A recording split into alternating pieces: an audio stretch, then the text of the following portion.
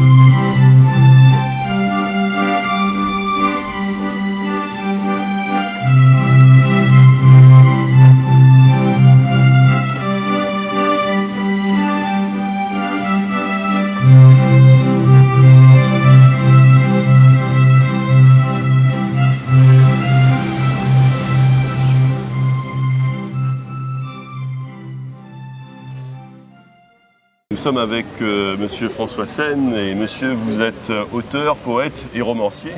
Oui, je m'appelle François Senne, j'ai 67 ans. Je suis un homme de lettres dans la mesure où j'ai travaillé 25 années à la Poste, donc je revendique ce titre. Et je suis un néo-réunionnais, en fait j'habite Saint-Pierre depuis 3 ans.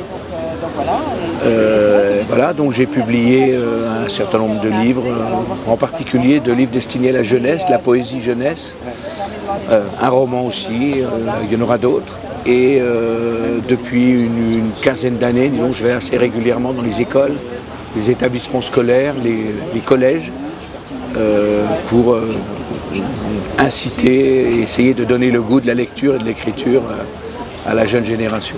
Et vous présentez votre dernier ouvrage, il me semble, c'est celui-là. Je t'écris. Ça s'appelle Voilà. Je t'écris. Voilà.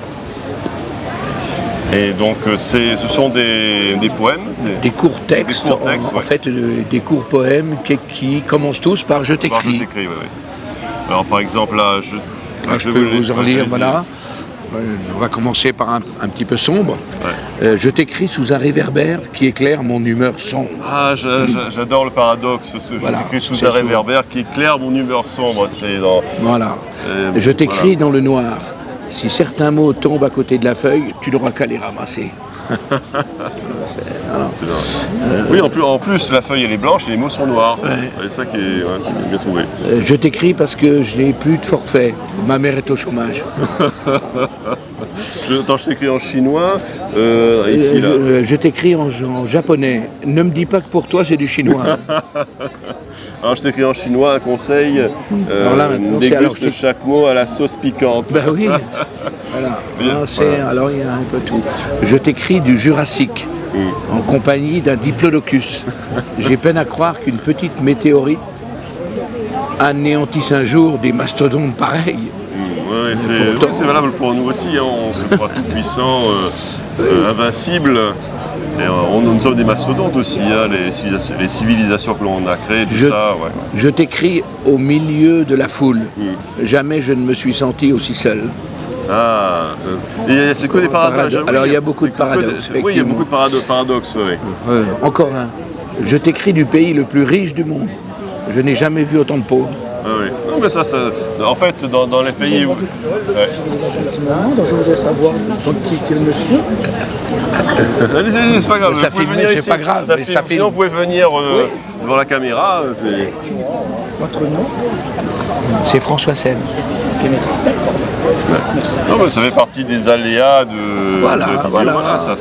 Je t'écris pour t'annoncer qu'un jour, le soleil s'éteindra. C'est toujours bon à savoir. Ouais. Ouais, mais c'est pas pour demain, quoi. Bon, hein. Non, c'est à peu près 4,5 milliards d'années. Je t'écris d'un train de banlieue. Pas la moindre secousse, les cheminots sont en grève. Je t'écris pour te jurer la main sur le cœur que j'ai le cœur sur la main. Ou le cœur en artichaut peut-être. C'est autre chose là, je t'écris de Bretagne là. Un mot sur chaque feuille d'artichaut. Ah oui.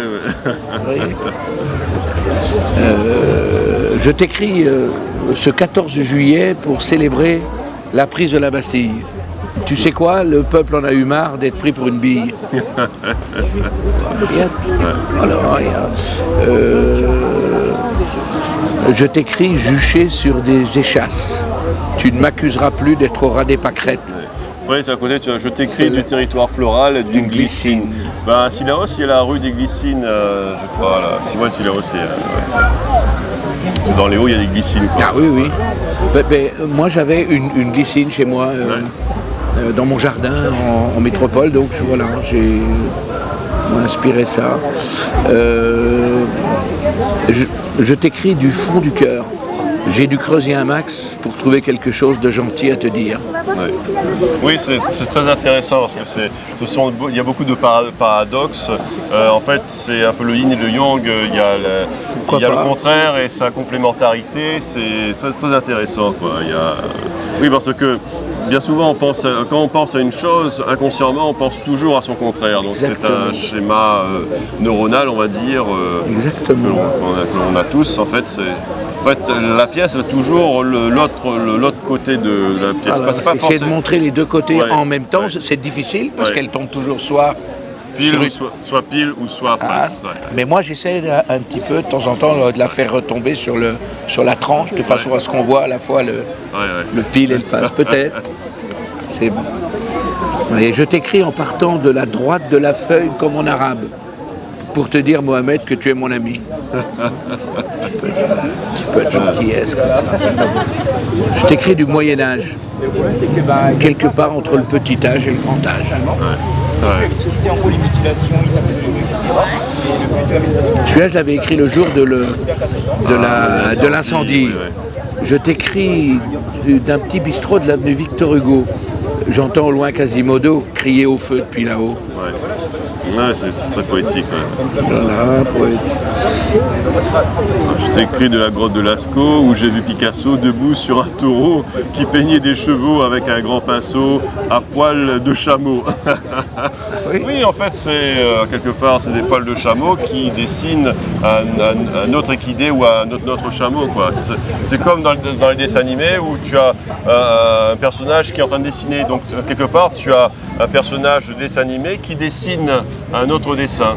Voilà, c'est très le paradoxe qu'il peut y avoir. Voilà, après, ou comme dans le cinéma où on voit des films sur les coulisses des tournages. Oui. Eh bien, on voit sur une fiction, sur un tournage par exemple, on voit des acteurs jouer un tournage, on joue un personnage qui est aussi un acteur. Donc c'est un paradoxe qui est bizarroïde mais qui fait partie de la vie, quoi. Je t'écris pour te dire que quand je serai grand, je ne serai ni cosmonaute, ni astronaute, ni taïkonaute. Je garderai les pieds sur terre, la tête dans les étoiles. C'est beau ça.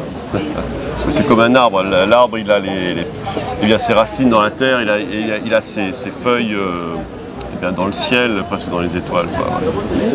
Des œillets, des marguerites, des violettes et même des primes vertes.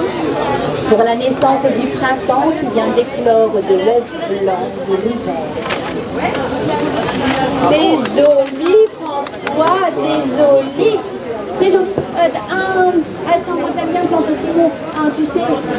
Petit pois. Oh, l'ananas, moi j'adore l'ananas. L'ananas, il a pris l'avion.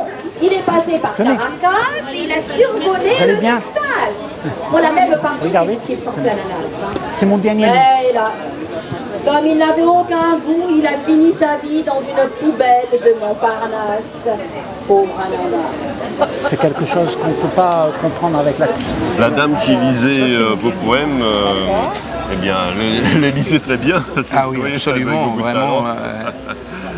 Et depuis d'ailleurs, depuis le début du salon, elle en a lu depuis jeudi, hier vendredi.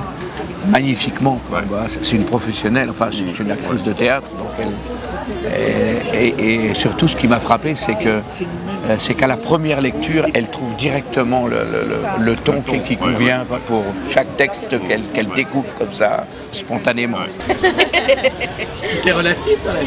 Voilà. François, c'est trop beau ce qu'il écrit quand Bravo même. François. Bravo François, Merci, bravo François, bravo François. Bravo à toi, parce Oui, que bah, tu améliores nettement mes textes en fait. Et oui, on va en faire des audios, on va en faire des audios, ne vous inquiétez pas. Mais dans ta bouche, ils deviennent bons. Je pense que les éditeurs audio vont bientôt nous contacter, François. Je pense qu'ils vont nous contacter et que nous ne cherchons pas la fortune. Non, Ce n'est pas ça. Nous cherchons, je ne sais pas, le cœur, je ne sais pas. La courgette a eu une sacrée trouille. La nuit où les citrouilles se sont mises à sauter partout comme des grenouilles. C'est du moins une histoire que raconte le fenouil, toujours à fabuler et chercher des embrouilles. Au revoir, mesdames. Radis. Les radis sont radins et ne donnent jamais rien. Ils poussent en 18 jours si on les arrose bien. Mais lorsque l'arrosoir leur demande un bonbon, ils l'envoient balader au milieu du jardin.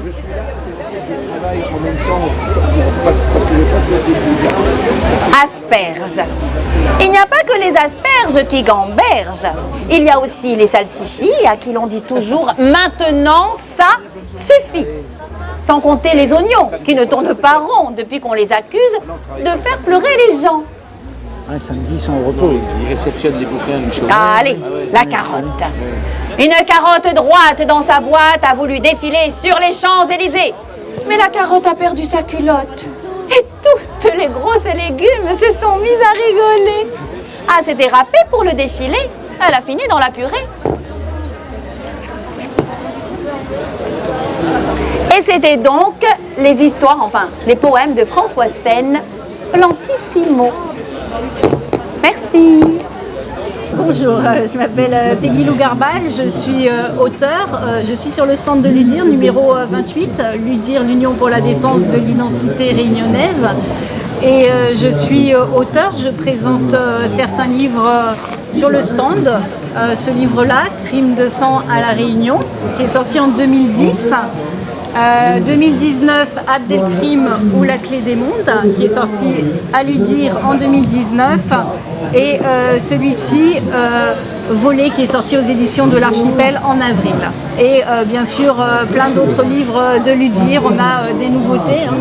On a Parole Pays, Parole Dehors, par exemple, voilà, sur le stand. Et également une réédition de l'empreinte française qui a été très demandée, donc de Jean-François Samlong, et qu'on a eu tout juste là, mercredi.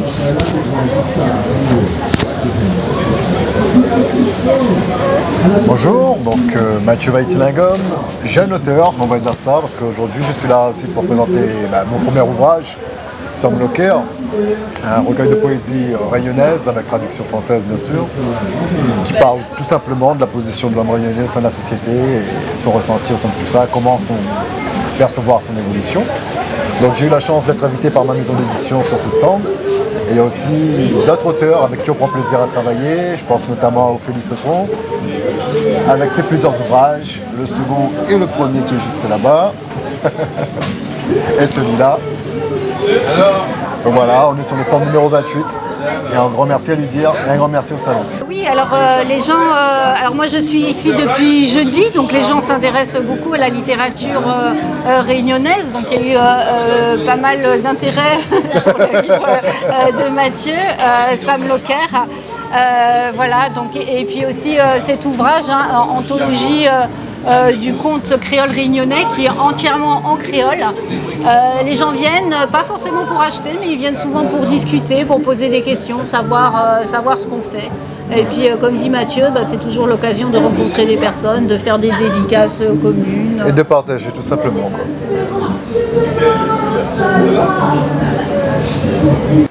À l'heure d'Internet, le livre garde sa place. Et la prochaine fois, pour un 3e épisode du 5e salon du livre de Saint-Pierre, nous nous intéresserons à la littérature enfantine. Et moi, je vous souhaite une bonne journée et je vous donne rendez-vous pour un prochain numéro de Sous la Varangue. À très bientôt.